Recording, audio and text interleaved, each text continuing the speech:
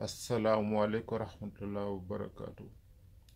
Aujourd'hui, on va parler le chemin assuré des dévots vers le paradis.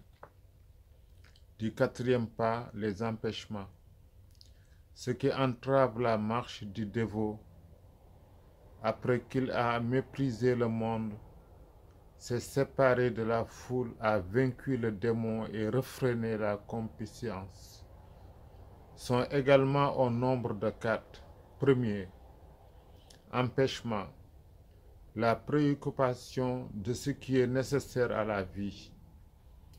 Cette préoccupation doit se combattre par le moyen de la vertu d'abnégation de la volonté, c'est-à-dire en confiant à la providence divine l'affaire de sa propre substance.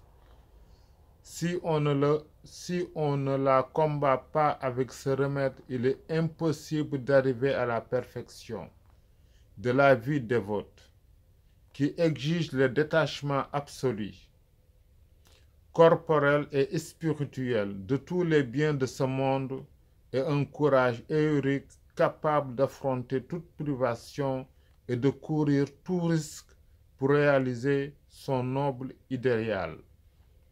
Même dans les affaires de ce monde, le triomphe appartient aux audacieux et aux veillants, aux détachés et aux renoncés. La carrière politique, la guerre et le commerce leur réservent les postes les plus élevés. Par contre, ceux qui vivent attachés à un salaire journalier ou à un solde fixe ou à une solde fixe dont ils ne veulent point s'écarter ni courir le risque de le perdre pour augmenter leur fortune, ne sortent jamais de leur humble et vile condition. Définition de l'abnégation de la volonté ou abandon du défaut à la prévidence. Comme le client s'en remet à son avocat ou à son procureur en tout ce qui est nécessaire à sa subsistance. Motif naturel et surnaturel qui justifie cet abandon.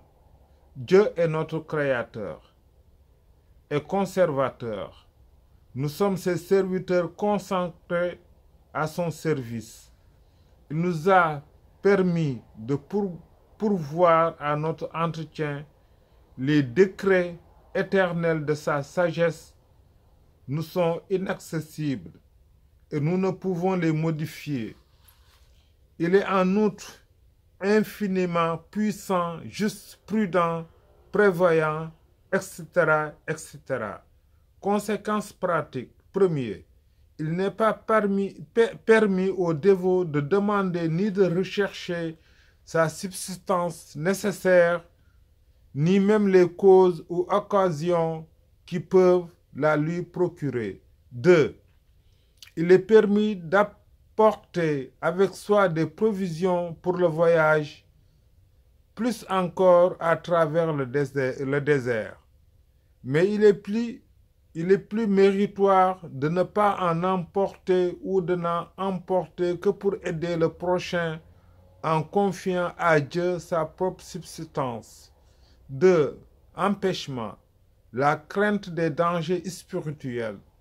On évite cet empêchement par la confiance absolue en Dieu qui donne au cœur de la tranquillité en lui garantissant une heureuse issue pour l'avenir. Puisque tout est prévu pour le bien de l'âme qui se confie en Dieu, car lui seul sait ce qui lui convient le mieux. Définition de cette vertu de la confiance en Dieu ou indifférence de la volonté propre.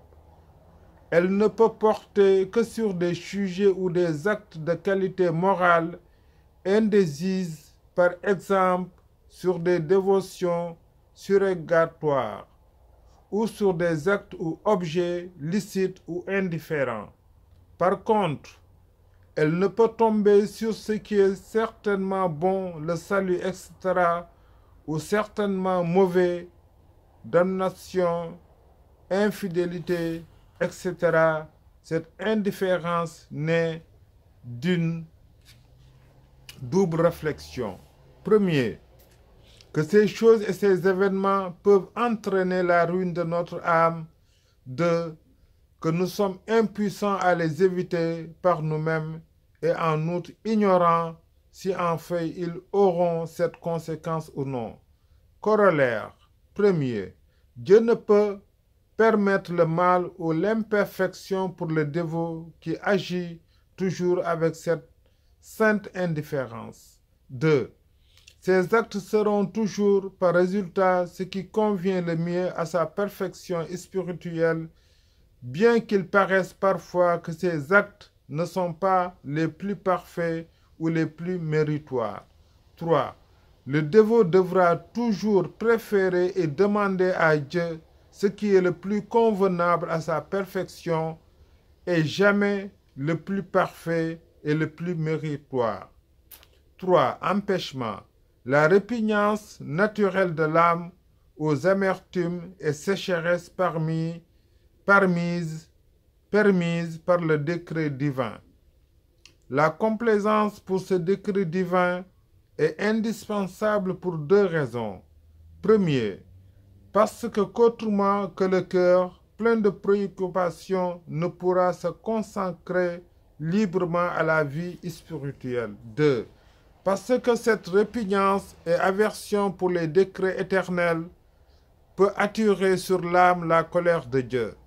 Cette complaisance consiste essentiellement à considérer comme le plus convenable pour le salut éternel et pour la perfection spirituelle tout ce qui est agréable ou non, est décrété ou permis par Dieu, excepté les maux et les péchés, ceux-ci, bien qu'étant aussi l'objet du décret divin, ne sont pas mauvais en tant que décrétés. Quatrième empêchement, l'aversion pour les calamités et les malheurs. La patience est indispensable pour triompher de cet empêchement pour deux raisons. Première raison, la vie dévote et la perfection spirituelle ne s'acquièrent qu'en surmontant de dures épreuves et en surmontant de terribles tribulations, c'est-à-dire en mortifiant les appétits et en réprimant les instincts, cela sans compter les calamités et les malheurs qui surviennent aux dévots comme aux simples fidèles, tels que la mort de parents et d'amis, les maladies et les douleurs personnelles, les persécutions injustes, les calomnies, les infamies, les brigandages et la ruine des propriétés. Or, si le dévot n'est point patient, il ne pourra jouir de la tranquillité d'âme nécessaire à la vie dévote. Mais en outre, le dévot est victime de malheurs et d'épreuves, d'autant plus qu'il est plus uni à Dieu. Il a par suite besoin de patience plus grande pour supporter une pareille tribulation. 2. La patience est la clé du succès. En toute affaire, temporelle ou spirituelle, qui concerne cette vie ou l'éternel, définition de la patience, répression du désir d'éviter le malheur ou l'acquiert en considérant que notre volonté est impuissante et l'éviter et que Dieu récompensera notre patience. Épilogue. Conseil pratique. Pour mieux vaincre les 4 empêchements qui rendent difficile ce 4e pas, premier exemple, les ascètes qui renoncèrent héroïquement à la préoccupation de leur propre subsistance est le meilleur stimulant à triompher de ce premier empêchement. Il sert aussi la méditation des promesses de Dieu qui nous garantit son amoureuse providence à l'égard de toutes les créatures. Il sert aussi la pensée que les aliments sont nécessaires seulement pour la vie et que la vie est entre les mains de Dieu. Par suite, c'est à lui que nous devons recommander le soin de notre subsistance. 2. L'indifférence de la volonté propre.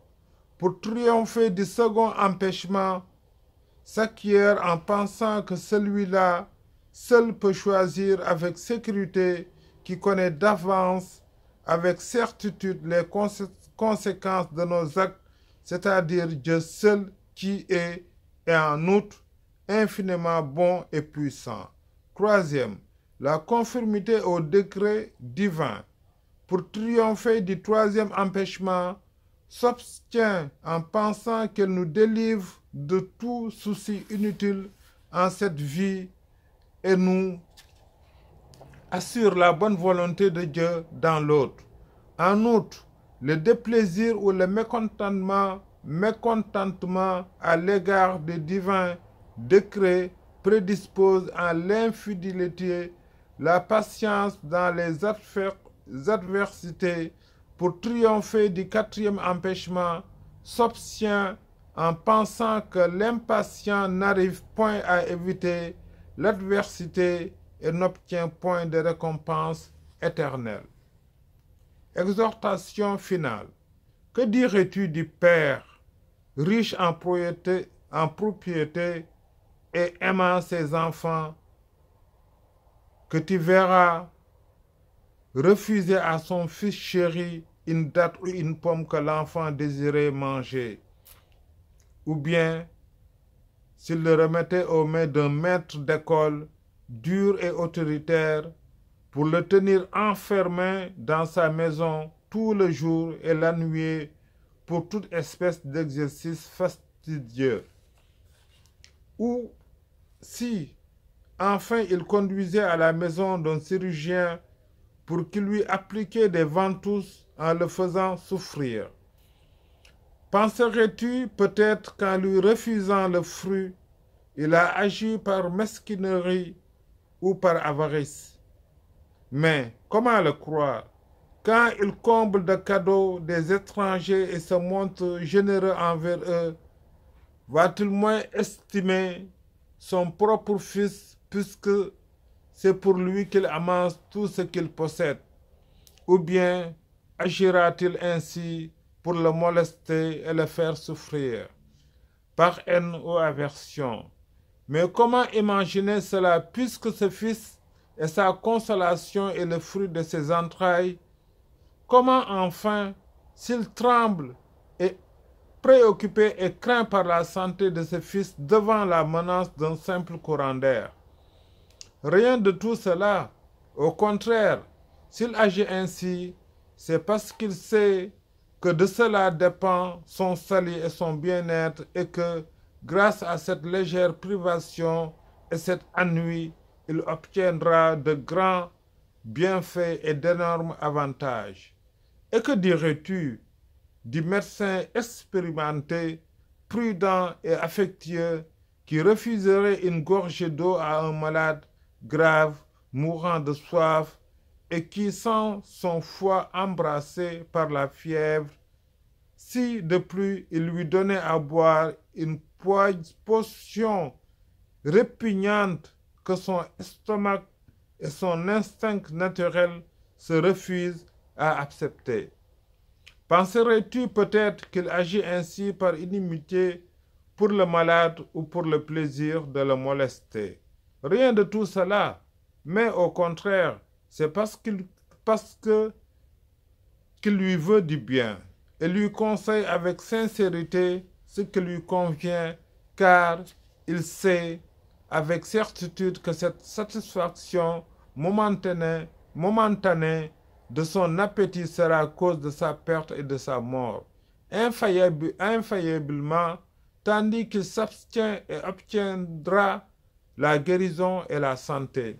Médite donc, ô homme, et réfléchis que lorsque Dieu te prive d'un morceau de pain ou d'un denier, tu peux être bien sûr qu'il possède tout ce qu'il veut, qu'il peut, s'il le veut, te l'accorder. Il est de lui-même généreux et bienfaisant et connaît en outre la nécessité où tu te trouves, puisque rien ne se dérobe à sa sagesse. De sorte qu'en lui, il n'y a ni manque, ni impuissance, ni ignorance, ni avarice. Il est très riche, tout puissant, très sage et très généreux. Par conséquent, tu dois reconnaître qu'en réalité, il ne te refuse ce que tu désires que pour ton propre bien et ton avantage. Comment non? S'il est celui qui dit, pour vous, autre a été créé tout ce qui existe sur la terre. Comment non? Si c'est lui qui t'a accordé généreusement la grâce de le connaître, en comparaison de laquelle le monde entier ne vaut rien. C'est pour cela que lui-même a dit, « J'éloignerai mes amis des délices de ce monde, comme le pasteur aimant détourne ses chameaux des tas de fumier souillé de teigne. » Ainsi donc, quand il t'éprouve par quelque tribulation, tiens pour certain qu'il ne le fait pas parce qu'il lui faut te molester ou te mortifier. Sois sûr qu'il connaît aussi ta situation et voit ta faiblesse et que malgré tout, il ne laisse pas d'être tendre et miséricordieux Dieu envers toi. N'entends-tu pas donc ce que dit le prophète sallallahu alayhi wa sallam? Que Dieu est plus compatissant pour son serviteur qu'une mère aimante pour son fils. Ainsi donc, sachant cela, tu sauras aussi qu'il t'envoie cette tribulation désagréable que pour ton bien. Toi, tu l'ignores, mais lui le connaît parfaitement. C'est la raison pour laquelle tu le remarqueras.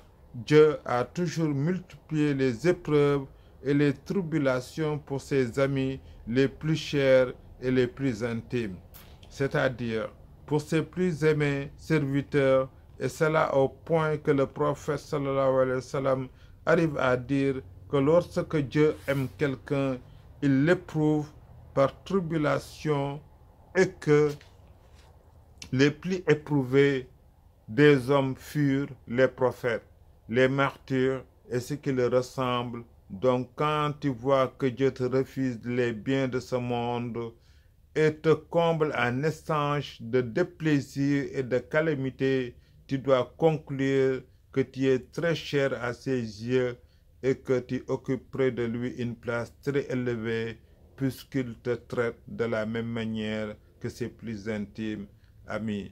Assalamu alaikum wa rahmatullah wa barakatuh. Jàmm ak xéewal.